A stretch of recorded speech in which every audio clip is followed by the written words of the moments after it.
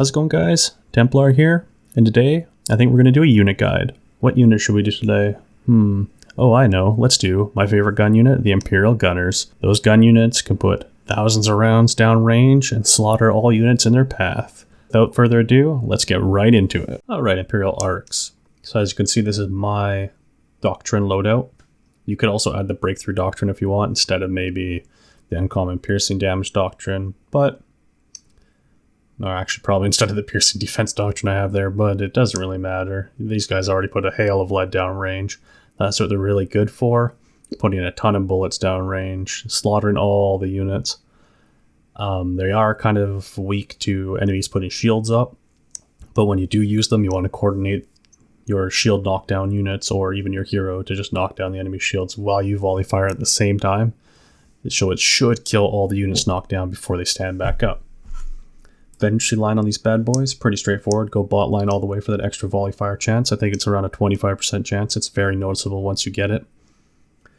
On top of that, it gives you a bunch of additional damage, some health. Nothing super crazy, but it's definitely the bottom line you want to go. Some people will say go top line, but because they're scared of this reduced piercing damage by 10%. But with this unit, you want to go full honor upgrades all the way. You will not be disappointed. I have full honor upgrades, and it's night and day. So yeah, anyhow, back to the top tree.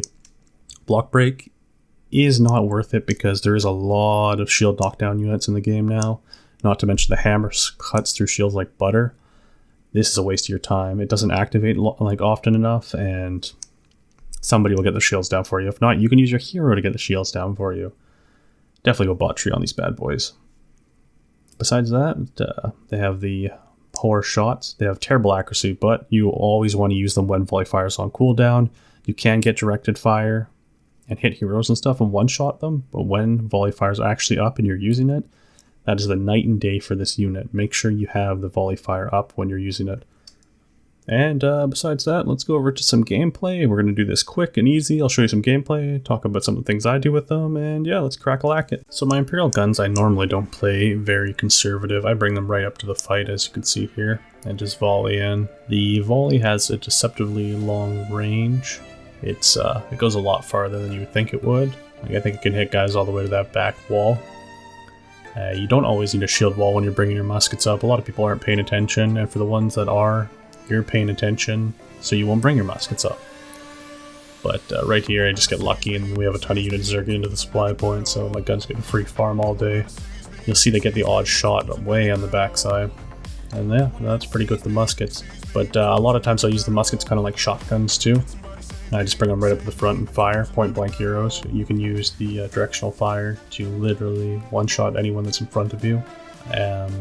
The units are pretty weak to getting hit by bleed archers and fire archers, and pretty much any type of archer. Just stay away from archers in general. If you see an enemy archer unit trying to get your beat on you, run away. Our longbow heroes are also pretty dangerous. Watch out for those. Make sure you kind of pay attention to what the enemy team has for heroes, because you know those longbows are going to be targeting your boys. Comparing these to, say, tercios, they're obviously a lot weaker than tercios in terms of DPS, or in terms of tankiness, but they outperform them like crazy for DPS. Yeah, that's about it for these guys. You can pretty much leave any comments on the video and I'll go into more depth. I was just trying to keep this short and sweet. The last thing I'd like to say, like usual, is just like and subscribe. Enjoy the last few seconds of the video, and I got new boxes to try to sell you guys. So if you want those, I'll leave the little picture up at the end here, but you don't have to buy them, obviously. Thanks for watching, guys, and have a good one.